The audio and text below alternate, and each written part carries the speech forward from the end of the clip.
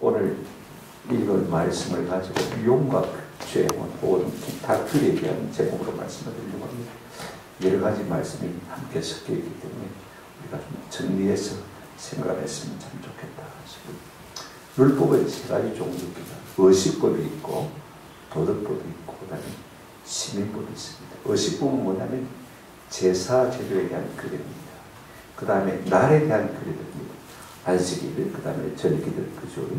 초하루, 이런 것들에 대한 이야기들을 하고 있는 것을 볼 수가 있습니다. 그런데 이런 의식법은요, 신약시대에 지금 우리가 지키지 않아도 됩니다. 왜냐하면 골로새서 2장 17절에 이것들은 장래일의 그림자이나 몸은 그리스도의 것이니라 그랬습니다. 이것들은 이 의식법들, 이것들은 다 장래일의 그림자에 불과하다고 했습니다. 본체이신 예수님이 오셨기 때문에 우리가 이 의식법, 제사법 같은 것들은 우리가 뭐 안식일 지킵니까? 그죠? 유월절 안 지키지 않습니까? 그 다음에 초막절 안 지키거든요. 오순절 안 지키거든요. 이런 것들 우리가 다 이제는 그림자이기 때문에 예수님이 오심으로 말미암아 물러가는 것을 우리가 잘 알고 있습니다. 그러나 우리가 도덕법과 시민법은 지켜야 됩니다. 적어도 하나님의 백성이라면 꼭 그렇게 지킬 필요가 있습니다. 우리 예수님도 마태복음 5장 17절 18절에서 이렇게 말씀하셨습니다. 내가 율법이나 선지자들을 폐하려 온 줄로 생각하지 말라. 폐하려 온 것이 아니요 뭐 하려 왔다고요? 완전하게 하려 왔다. 요즘 사람들 가운데 11조 안 해도 된다 그렇게 말하는 분이 있습니다만 그런 거 아닙니다. 이건 의식법이 아니고 시명법이고 도덕법이기 때문에 하나님께서 반드시 지켜야 그렇게 말씀하는 것을 볼 수가 있습니다. 오늘 우리가 읽은 본문도 다 시민법에 해당하는 것입니다. 하나님의 백성이기 때문에 너희는 이렇게 살아야 됩니다. 그러면 이렇게 살지 못하면 구원받지 못하는 것이냐? 그런 것은 아닙니다. 이미 이스라엘 백성들은 애국에서 나왔습니다. 구원받고 하나님의 백성이 된 사람들입니다. 하나님이 백성된 사람이라면 내 백성답게 이렇게 살라는 것입니다. 안 지킨다고 해서 우리가 구원받지 못하는 것은 별다른 겁니다. 그러나 하나님이 주시는 복은 누리지 못하는 것입니다. 우리가 하나님의 백성으로서 하나님의 복에서 멀어진다면 참 비참한 것이죠. 유황의 하나님 백성이라면 하나님이 주시는 복을 누리면서 사는 것이 마땅하지 않겠습니까? 오늘 우리가 지켜야 될 이 시민법은 어떤 것들인가 우리가 한번 살펴보십시오. 첫 번째로 이혼과 재혼의 규례를 말하고 있는 것을 볼 수가 있습니다. 1절부터 4절까지 우리가 다시 읽으면 조금 시간이 걸리기 때문에 먼저 1절을 제가 읽어드리겠습니다. 사람이 아내를 맞이하여 데려온 후에 그에게 수치되는 일이 있음을 발견하고 그를 기뻐하지 않으면 이혼 정서를 써서 그의 손에 주고 그를 자기 집에서 내보낼 것이요. 현대의 사람 우리가 생각하면 이게 무슨 하나님의 법이냐, 마음대로 이혼하란 말인가, 남자는 마음대로 힘을 휘둘러도 된다는 말인가, 우리가 자칫 잘못하면 오해할 수가 있습니다. 근데 여러분 여기에 수치되는 일이라는 말이 키워드입니다. 결혼해서 사는데 아내에게 수치되는 일이 있다. 그럼 아내의 수치되는 일이 뭐겠습니까? 우리가 얼핏 생각하면 처녀가 아니다. 그죠? 가늠을 했다. 뭐 이런 것들이 수치되는 일이라 생각할 수 있습니다만 그런 것은 아닙니다. 왜냐하면 이미 우리가 23장을 다 살펴보았지 않습니까? 22장을 살펴봤거든요. 22장에 여러분 처녀가 말입니다. 처녀성이 없으면 그것은 이혼 사유가 아니고 뭡니까? 사형에 해당하는 겁니다. 그러니까 여기에 수치되는 일이라는 것은 그런 조금 거리가 먼 것입니다. 우리가 신명기 23장 14절에 보시면 이런 말씀이 있습니다. 이는 내 하나님 여호와께서 너를 구원하시고 적군을 내게서 넘기시고 내 진영 중에 행하시리라. 그러므로 내 진영을 거룩히 하라. 그리하면 네게서 불결한 것을 보시지 않으므로 너를 떠나지 아니하시리라. 진영 안에 아무데나 함부로 대소변하지 말라 그 말입니다. 몽설하지 말라고 말할 것입니다. 불결한 것, 이게 불결한 것을 보시지. 이게 이 불결한 것이 히브리서 똑같이 수치된 똑같은 단어를 쓰고 있는 것을 볼 수가 있어요. 불결한 것, 그죠? 불법한 것, 불합한 것, 그러면 여기서 수치되는 일이 뭐냐? 우리 동양 사람이 생각할 때는요, 얼핏 오는 것이 뭐냐면 칠거지약입니다. 그죠? 여자가 아이를 못 낳는다든지, 물론 순수는 조금 틀립니다만은 첫째 아들이 없는 경우, 그 다음에 여자가 음행을 하는 경우에, 그 다음에 세 번째가 시부모를 섬기지 않을 경우에, 말이 많을 경우에, 도둑질하는 경우에, 투기, 질투를 일삼는 경우에, 그 다음에 나쁜 질병이 있는 경우에, 이때는 막 내보낼 수 있다. 우리가 일반적으로 칠거지약에 대해서 말할 때 이런 것을 말하지 않습니까? 그러나 여러분, 더 놀라운 것은요, 삼불거도 있습니다. 칠거지약만 있는 것이 아니고 내보내지 못하는 세 가지 사유가 하나 있습니다. 그럼에도 불구하고 내보낼 수 없는 사람들은 어떤 사람이냐? 첫째가 이렇습니다. 이혼을 당해서 내보내면 마땅히 갈 곳이 없는 처량한 사람을 내보낸답니다. 참 놀라워요. 그죠? 그런 중에도 자비를 베푸는 것을 볼 수가 있습니다. 이런 칠거지약이 있어도 쫓아보내면 갈 곳이 없는 사람을 내보내서는 안 됩니다. 둘째 어떤 사람이냐면 부모의 3년상을 함께 치렀으면 내보내면 안 됩니다. 부모의 3년상을 치른다고 얼마나 고생했습니까? 내보내서는 안 됩니다. 세 번째가 뭐냐면 참 놀라운 거예요. 결혼하기 전에는 가난했는데 결혼하고 나서 조금이라도 부유해졌다면, 사는 형편이 나아졌다면 그 여자를 내보내서는 안 됩니다. 참 그래요. 어려운 일도 있지만, 그죠? 그 가운데서도 자비를 베풀라는 그런 것이 우리 동양 사상에 있는 것을 우리가 볼 수가 있습니다. 근데 오늘 본문에 보면 여자에게 이와 같은 칠거지약 비슷한 거, 아이를 못 낳는다든지, 그죠? 시부모를 함부로 대한다든지, 그죠? 그러면 남편의 마음이 상하잖아요, 그죠? 그럴 때 이혼 정서를 써서 내보내주라고 했습니다. 그러면 남자 중심인가? 요즘 여건주의자들은 그렇게 말할 수가 있습니다. 여러분, 이것은요, 여자를 보호하기 위한 것입니다. 무슨 말이냐면요, 분명히 이혼 정서를 써주어야 이제는 우리 두 사람이 부부가 아니라 서로 뭐가 됐다? 남남이 됐다는 것입니다. 그래야 마음대로 재혼을 할 수 있지 않습니까? 더 이상 내 아내가 아니라는 권리를 주장하지 말라는 말이기도 합니다. 또 수치될 일이 있으면 왜 내보내라고 했느냐? 여러분 생각해 보십시오. 마음에 안 든다고요. 아내를 집에 그대로 두고 또 다른 아내를 들어올 수가 있습니다. 그죠? 그러면요, 가중에서 아내에게 고통을 주는 것입니다. 그렇지 않습니까? 네 마음에 안 드니까 처박혀 있어야 돼. 내 다른 마누라 어떻게 합니다. 남자들이 그럴 수 있었거든요. 그러니까 그런 악에서 보호하기 위해서 이 말씀을 하고 있다는 사실을 우리가 기억할 필요가 있습니다. 그런데 우리가 일반적인 동네로 보면요, 결국 사람들이 나이가 들면 어떻게 합니까? 조강지처로 돌아가는 것을 볼 수가 있습니다. 바람둥이들을 후회하는 이유가 무엇입니까? 결국 본처만한 아내가 없다는 것입니다.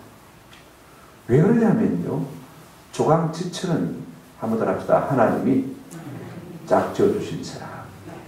하나님께서 원래 짝지어준 사람이기 때문에 그렇습니다. 그럼에도 불구하고 내가 내 욕심과 정욕을 따라서 이 핑계 저 핑계를 대면서 아내를 버렸다면요, 그렇게 살아간 일에 대한 하나님의 벌이 뭐냐? 사자라고 무엇이 바랍니다. 그 여자는 이미 몸을 대접했은 적 그를 내보낸 전 남편이 그를 다시 아내로 뭐하지 말지니 맞이하지 말지니 이 일은 요 앞에 가정한 것이라. 너는 네 앞에 네 하나님 여호와께서 네게 기업으로 주는 땅을 범죄하게 하지 말지니라. 실컷 지 마음대로 살다가 이제야 원석을 발견한 것입니다. 조강지체가 좋다는 사실을 깨달고 나중에 되돌리고 할 때 그렇게 하지 말라. 넌 하나님 기뻐하지 않는다는 것입니다.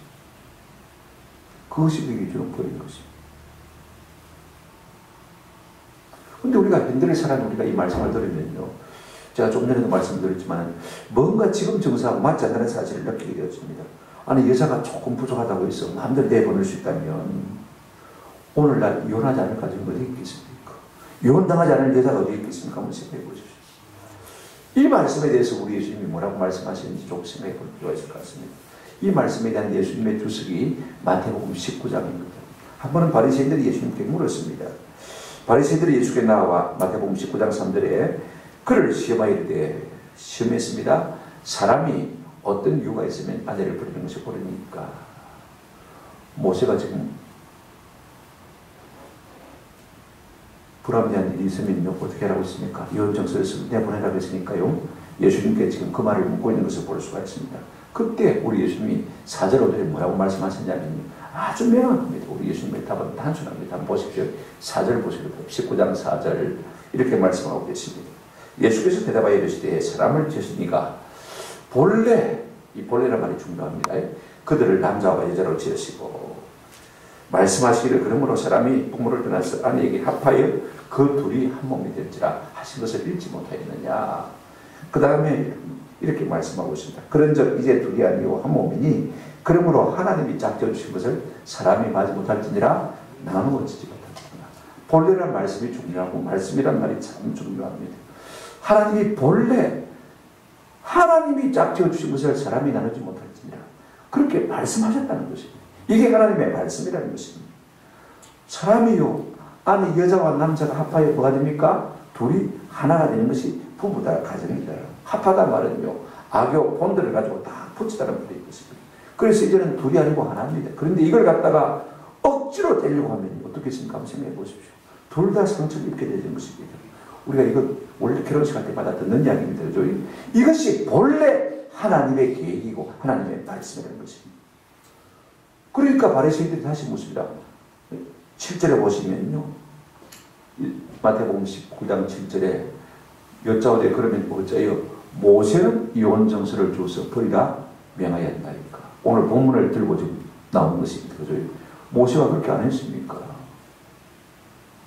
모세가 그렇게 말했는데 예수님 왜 그렇게 말씀하십니까? 라고 말하는 것을 볼 수가 있습니다. 그때 우리 예수님 아주 귀한 말씀하셨어요. 8절 9절 하시기를 바랍니다.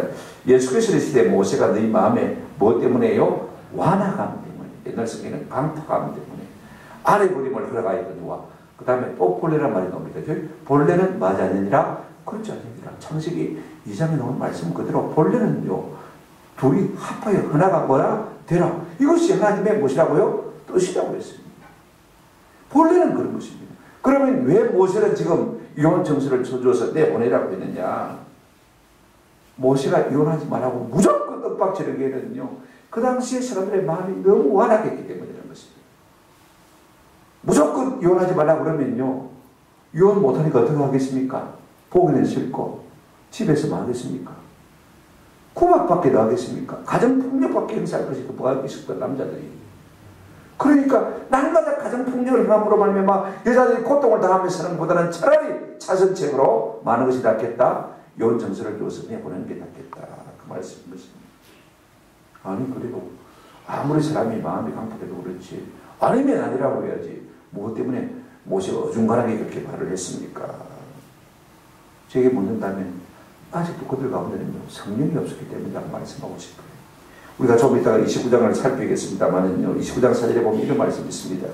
그러나 깨달은 마음과 보는 눈과 듣는 귀는 오늘 여호와께서 너희에게 주지 아니하셨느니라. 무슨 말입니까?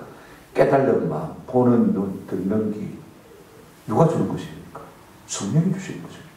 성령이 우리 가운데 오셔야 깨달아지는 것입니다. 눈이 열리는 것입니다. 귀가 열리는 것입니다. 성령이 오지 않으면요, 아무리 하나님이 이렇게 말씀하셔도 아자아 스다스 그건 나는 나고 그럴 수밖에 없는 것입니다. 그러나 우리가 성령으로 발명한 말씀을 들으면요, 이 말씀이 내게 팍 깨달아지는 것이에요. 그죠? 눈이 열리는 것이에요. 귀가 열리는 것이에요. 이것 때문에 내가 있는 거. 성령이 아직까지 주어지지 않았으니까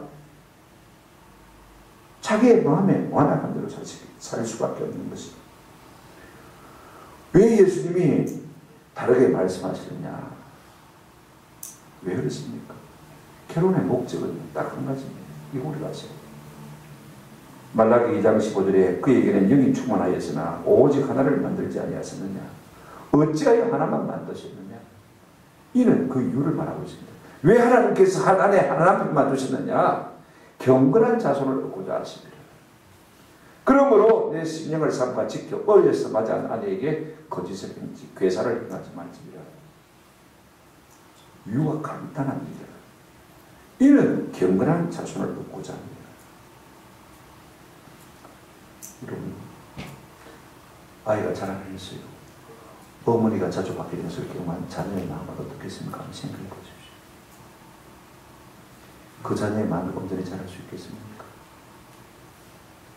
아버지보다 아마 더 악하게 될 것입니다. 점점 강팍해 되는 것입니다. 애기 때 그랬으면요, 아들, 손자 때는 더 강팍해질 것입니다. 우리가 참고 한 아내와 한 남편으로 살아야 될 궁극적인 이유가 있다면 경건한 자손을 얻기 위하는 것입니다.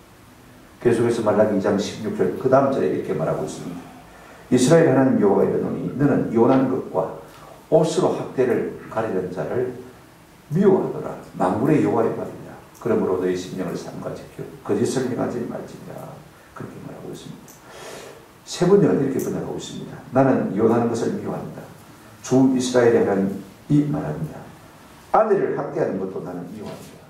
하나님 미워하는 것 두 가지입니다. 첫째 무엇입니까? 이혼하는 것과 그 다음에 옷으로 학대를 가리는 것. 이것은 뭘지 하면 아내를 폭력으로 행하는 것. 그죠? 이 두 가지를 하나님이 뭐 한다고 했습니까? 미워한다고 했습니다. 이거 우리가 꼭 기억할 필요가 있습니다. 하나님이 미워하시면 어떻게 되겠습니까? 우리에게 주어지는 모든 좋은 것이요, 가로막히는 것입니다. 그러므로 하나님은 조강지체를 버리지 말라고 하는 것입니다. 가정폭력을 미워한다고 했습니다. 그러면 왜 모세는 이혼정서를 써서 내보내라 라고 말하는 것입니까? 예수님이 분명히 말씀하셨습니다. 그 당시에 모세시대 사람의 마음에 무엇을 인함이라? 강팍함을 인합니다. 강팍하면 마음을 일구어서 바로 해야죠. 왜 그렇게 말을 합니까? 당시에는 아직도 성령을 주어지지 않았기 때문에 깨달는 마음이 없었고 보는 눈이 없었고 듣는 귀가 없었기 때문에 그럴 수밖에 없었다. 우리가 성도라면 어떻게 살아야 합니까? 힘들어도 그죠? 어쨌든 하나님이 작정 주신 것을 사람이 함부로 마주볼 할지니라 나누지 못할지니라. 이것이 본래 하나님이 의도한 계획인 것입니다. 그런데 이혼할 경우 두 가지 경우가 있습니다.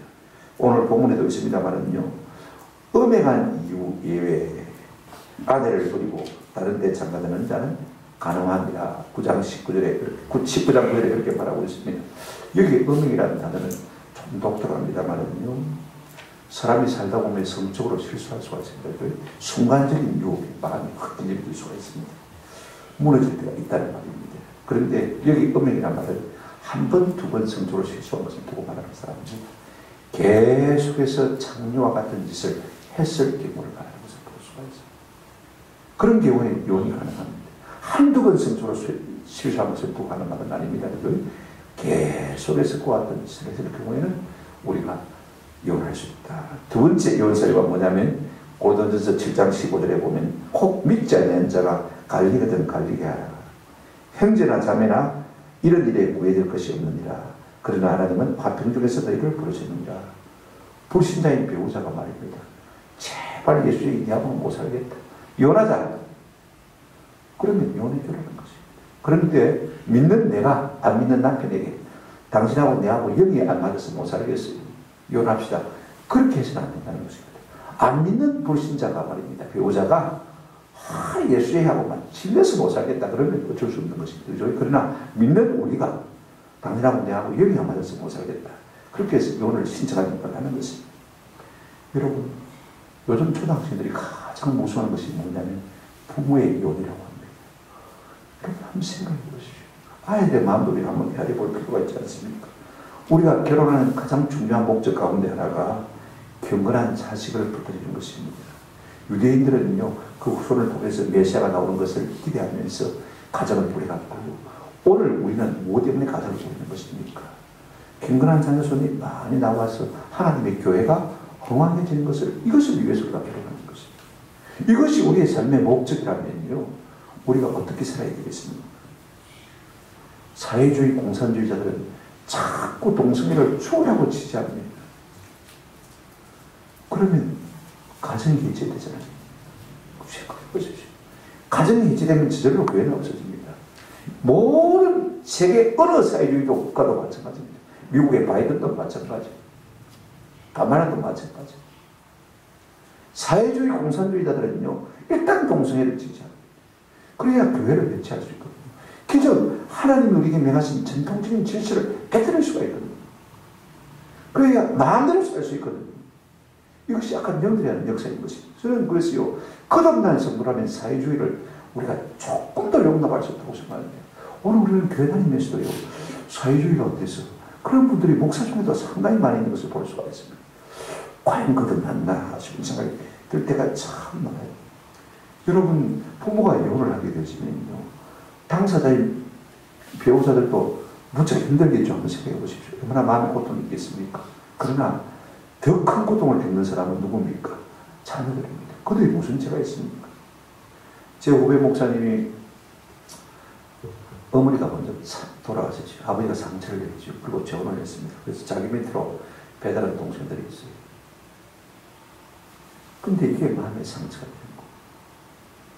지금 같으면 뭐 철이 들었으니까 그런 마음은 안 갖겠죠. 어찌 혼자 못 사니까 어차피 뭐 어머니를 모셔야 되니까 장가를 갔다 잘했다 이렇게 생각할 것인데, 그 당시에는 어리니까 말입니다. 그런 마음이 안 드는 거예요. 마음의 상처를 받으니까 아버지에게 보복하기 위해서라도 일부러 어긋났다는 것입니다. 빗나가는 삶을 살았다는 것입니다. 마음의 상처가 있으니까 어쩔 수 없는 것이죠. 그래서 사춘기 때는요, 아버지에게 못할 짓을 참 많이 했다고 합니다. 고등학교 때 집이가 뭐냐면, 아버지가 선생님께 불려오게 하는 거. 아버지가 선생님께 불려오려면 어떻게 됩니까? 사고를 쳐야 되죠. 그래서 막 공부하는 것보다도요, 사고를 치는 것이 훨씬 더 많다는 거죠. 원래는 본성이 이래 됩니다. 드라마 보다가도 조금 슬퍼들이 오면 그냥 그 드라마를 보면서 눈물을 찔찔 흘리고 있는 남자인데 말입니다. 어떤 때는 불을 끄고 보니까 부인이 와서 눈을 만져보는데, 얼굴을 만져보는데 또 오는가 싶어서. 그런 남자인데, 그렇게 마음이 여린 남자인데도 불구하고 말입니다. 어릴 때 아버지가 상처하고 재혼한 것이 마음의 상처가 돼가지고 그렇게 아버지에게 못할 짓을 많이 했다는 것이 일부러 어찌다는 거예요. 저도 아버지가 일찍 돌아가셨고, 다행히 우리 어머님이 재혼을 하지 아니하시고 우리 삼형제를 키웠습니다. 그래서 그런지 3분의 아들들이가 다 목사입니다. 저도 그렇고 제 밑에 동생도 그렇고. 경건한 후손을 얻기 위함이다. 이거 우리가 꼭 해야 할 필요가 있을 것 같아요. 우리 예수님의 말씀은 본래 하나님이 의도하신 것은 이혼이 아니다 하는 것을 분명히 하셨습니다. 그죠? 물론 불가피하게 계속적인 엄링을 해야 할 경우, 또 안 믿는 배우자가 어쩔 수 없이 자꾸 이혼을 요구할 때는 할 수가 있습니다만, 오늘 모세가 이혼 정서를 써서 내보내라 라고 말하는 것은요, 우리 시민법 아니냐, 우리도 그대로 지켜야 되지 않느냐, 우리도 마음에 안 들고 아내가 옛날에 사귀던 말수위가, 그죠? 끝수위가 생각이 나는데 어떡하겠니? 이혼했으면 좋겠다. 이혼하지 뭐 시민법을 그래 안 했나? 이런 것이 아닌 것입니다. 왜 모세가 이 법을 주셨느냐? 너희의 마음에 뭐함을 인하여서 완악함을 인하여서 그렇게 했다는 것입니다. 본래 하나님의 말씀은 하나님이 작정해준 것을 사람이 만지 못할지니라 나누지 못할지니라. 이것이 본래 말씀이라는 것입니다. 우리 하나님은 그러면서 이혼하는 것과 아내에게 폭력을 행사하는 것을 기뻐하지 않는다고 말씀하신 것도 우리가 더불어 기억할 필요가 있습니다. 두 번째로 우리가 생각할 것은요, 이제 신혼 남자는 군대 보내지 말라고 하신 말씀입니다. 5절 보십시오. 5절을 보시면요, 오늘 본문 5절입니다. 하나님이 가정을 얼마나 사랑하시는지를 여실히 볼 수가 있습니다. 어릴 때부터 이 말씀을 좀 깊이 묵상하고 생각을 하면 내가 얼마나 참 좋았을까. 지금 생각하니까 참 후회가 많아요. 5절 한번 소리내서 같이 읽어보십시오. 시작. 사람이 새로이 아내를 맞이하였으면 그를 군대로 내보내지 말 것이요, 아무 직무도 그에게 맡기지 말 것이요. 그는 1년 동안 한가하게 집에 있으면서 그가 맞이한 아내를 즐겁게 할지니라. 참 한가한 소리 하고 있다. 아마 어떤 분들은 그렇게 반응할지 모르겠습니다. 그죠? 자, 여러분 보십시오. 결혼했으면요, 그 신랑을 군대도 보내지 말라는 것입니다. 이스라엘은 요즘 우리처럼 상설로 군대가 있는 거 아닙니다. 언제 군대가 소집되냐면 전쟁이 일어나야 군대가 보이는 것입니다. 이 말은 무슨 말이냐면 전쟁이 일어나도 뭐 하지 말아라? 군대 보내지 말라는 것입니다. 무슨 말입니까? 나라가 망해도 가지 말라는 것입니다. 왜? 그 아내를 즐겁게 하는 것이 우선적인 책무다. 남자가 결혼했으면 아내를 기쁘게 하는 것이 가장 중요합니다. 제가 그렇게 못했기 때문에 제가 힘들어서 말합니다. 나라가 망해도 아내를 기쁘게 하는 것이 뭐다? 우선적인 책무. 전쟁은 여호와께서 한 것입니다. 이기고 지는 것은요, 하나님께서 한 것입니다. 나라의 흥망성쇠는 하나님의 손에 달려있기 때문에 그건 네가 내버려 두고 결혼했으면 최우선적으로 남자가 할 일은 아내를 즐겁게 하는 것입니다. 레인들도 장가를 갔으면요, 성마 봉사를 1년 동안 씁니다. 이 말의 핵심이 무엇입니까? 보십시오.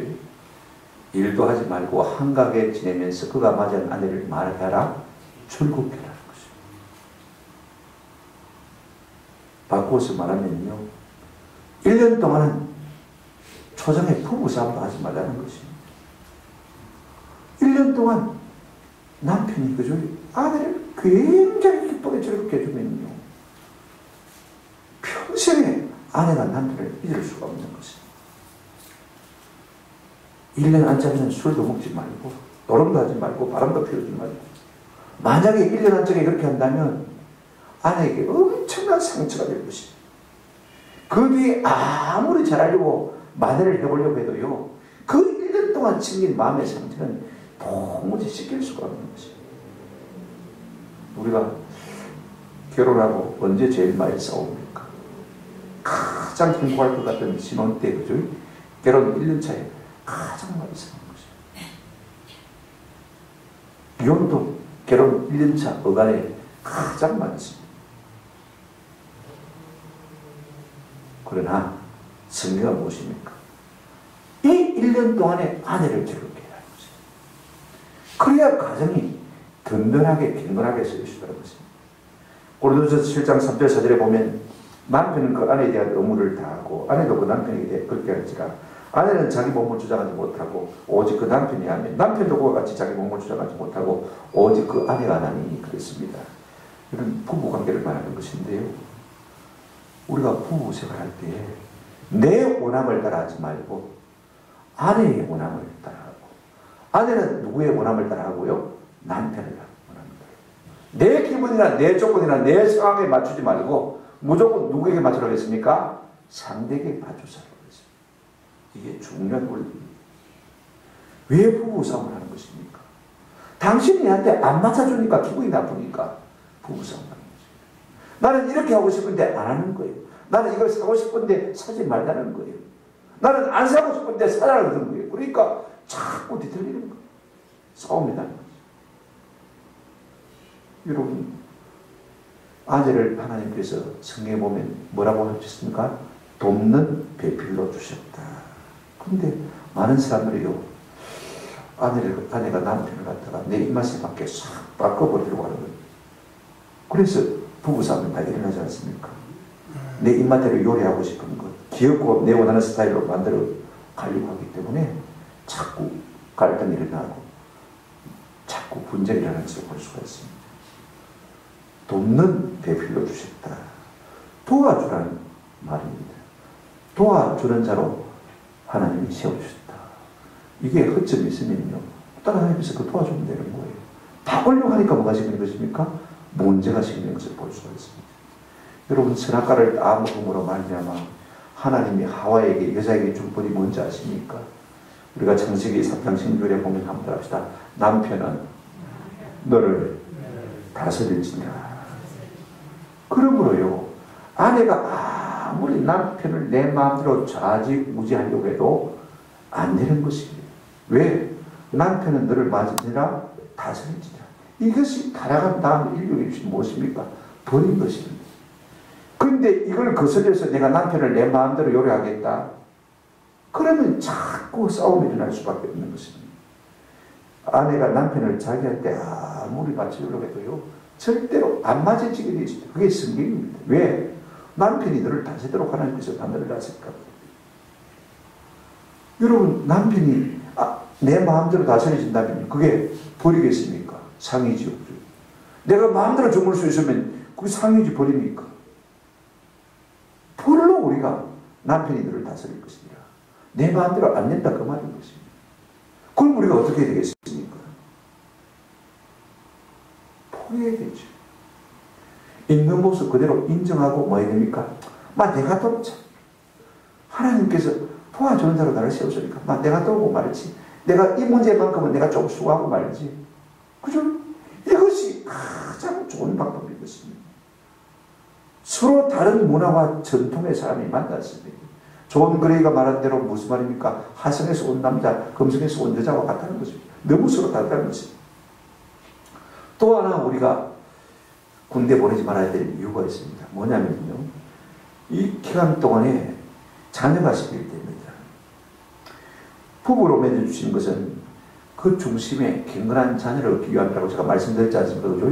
그러니까 이제 결혼하고 나면요. 허니문 베이비, 아이가 생겨날 수밖에 없는 것입니다. 그 당시에 무슨 비임약이 있는 것도 아니고 비임기술이 있는 것도 아니고 자연스럽게 아이가 들어설 수밖에 없는 것입니다. 그러면 이 말씀이 무엇을 의미하냐면요.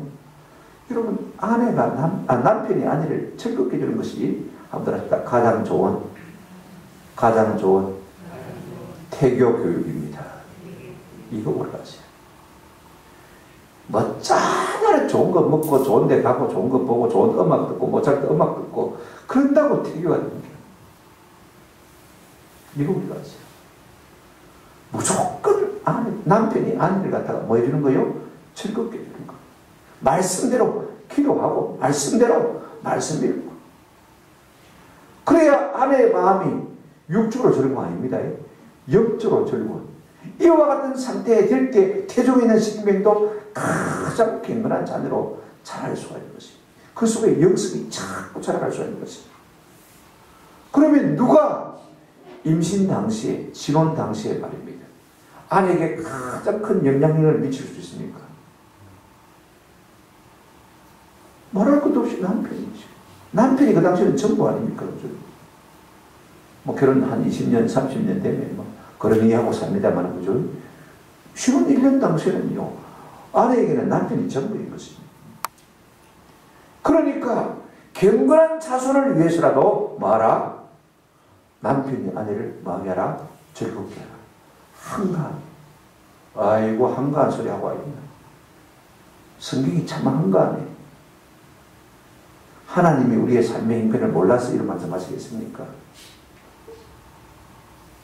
저는요, 우리가 하나님의 하신 말씀에 대해서 믿음이 좀 있으면 참 좋겠다 싶었어요. 이 말씀의 원리대로 살면 하나님이 복주한 사상이 들어있는 것을 볼 수가 있습니다. 아니, 한가롭게 직장도 안 가고 일도 안 하고 마누라만 즐겁게 하고 있으면 돈이 생깁니까? 밥이 생깁니까? 뭐 먹고 살 겁니까? 이슬 먹고 살 것입니까? 여기에 대해서는 하나님이 그리하면 내가 내게 먹어 그릇을 줄 것이다 말씀하고 있지 않습니까? 함구하고 있습니다. 그러나 가장 큰 상을 준비하고 계신 것입니다. 이스라엘에는 고엘 제도가 있습니다. 후계리 제도가 있습니다. 천주교로 말하면 대모 제도가 있습니다.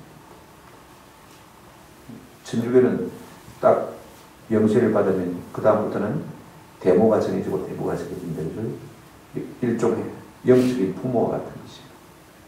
그러면서 모든 것을 공급해 주는 거예요. 이스라엘 역시 마찬가지거든요. 대모제도가 있고 대모제도가 있어요. 십시일반으로 사방에서 돕는 손길을 보내었어요. 우리가 너무 잘 살려고 하니까, 너무 많이 누리려고 하니까, 초단기부터 아파트 사서 들어가려고 하니까, 그죠? 모든 전자제품 다 갖춰 들어가니까 결혼 비용이 많이 드는 것이죠. 거기에 우선순위를 두지 않냐고. 어떻게 하면 내 심령이 즐거웠어? 어떻게 하면 내 속에 경건한 자녀를 낳게 할까? 이와 같은 목적을 가지고 산다면요, 눈에 보이는 문제이 전부가 아니거든요. 그죠? 어쨌든 남편이 아내를 즐겁게 해주려고 할 때, 그것이 가장 좋은 태교요, 그것이 가장 좋은 경건한 자손을 얻는 길이라는 것입니다. 저는 출산 장려가 다른 데 있지 않다고 생각합니다. 많이 나라. 별의별 방법을 다 쓰지만요, 안 됩니다. 할 수 없는 것이에요. 딱 1년 동안 육아휴가를 줄 것입니다. 그 육아휴가 월급은 다른 데 괜히 복잡하게 쓰지 말고, 그죠? 정부가 주면 되는 거. 1년 동안 먹고 살게 되는 거. 실용복을. 그러면서 뭔가 느끼는 것이 있을 것이에요. 하나님의 뜻을 깨닫게 되어질 것이에요. 영주로 자랄 것이에요. 그죠? 진짜 사람을, 아내를 기쁘게 하는 법을 배우게 될 것입니다.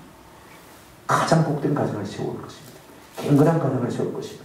갱건한 자녀를 얻게 될 것입니다. 우리가 하나님의 원리에서 얼마나 멀어졌기 때문에 가정의 여러 가지 문제들이 바로 여기서 생긴다는 것을 볼 수가 있습니다. 여러분 자녀들도요, 가능하면 1년 동안 휴직해라. 먹을 것 우리가 채워줄 테니까, 부모들이 1년 동안 공급해 줄 테니까.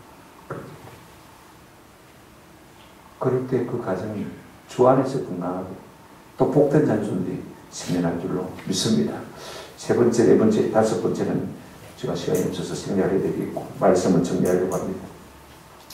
우리가 이혼과 재혼 관해서 생각했습니다. 그 다음에 결혼 1년 차에 남자의 군대 면제에 대해서 생각했습니다.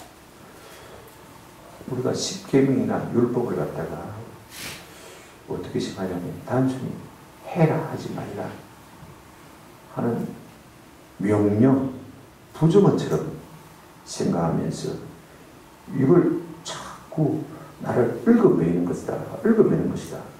그렇게 생각하고 은근히 반발심을 갖고 사는 사람들이 많이 있는 것을 볼 수가 있습니다.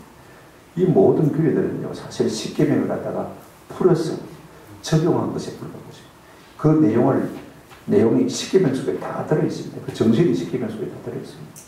우리가 십계명을 깊이 묵상하면 이와 같은 이야기들이 다 나오는 것을 볼 수가 있습니다. 그러면 하나님이 우리에게 십계명을 주신 이유가 뭐냐? 하나님이 어떠한 분이라는 것을 우리에게 보여주기 위한 것입니다. 하나님의 성품이 어떤 것임을 우리에게 보여주기 위한 것입니다. 그래서 네가 내 성품을 알고 네가 내 백성이라면, 내 자녀라면 나를 좀 닮아라. 하나님이 어떤 분이심을 알고 나를 닮았으면 좋겠다. 그래야 너희들이 서로 살면서 서로 상처 주지 않냐고, 고통을 주지 않냐고, 살아가면서 큰 피해를 입죠. 그리고 더불어 내가 주는 복을 받아버리면서 살 것이 아닙니다. 여러분, 우리가 신명기 10장 13절 말씀대로 하나님께서 우리에게 이 모든 율례를 주신 목적이 무엇입니까? 한번 같이 읽고 마치도록 하겠습니다. 다 같이 읽겠습니다. 시작. 내가 오늘 네 행복을 위하여 네게 명하는 여호와의 명령과 규례를 지킬 것이 아니느냐. 누구의 행복을 위해서요? 하나님 좋으라고 우리에게 이 말씀 주신 것입니까? 하나님 복분이기 때문에 그렇습니까? 너희의 행복을 위해서 내가 맹한 것이야. 하나님이 어떤 분인 걸 알고 하나님의 마음을 닮아가는 것이야말로 우리 인생이 험한 세상 살면서 참 행복하게 사는 길인 것입니다. 우리 모두에게 이 같은 은혜가 있기를 주님의 이름으로 축원합니다.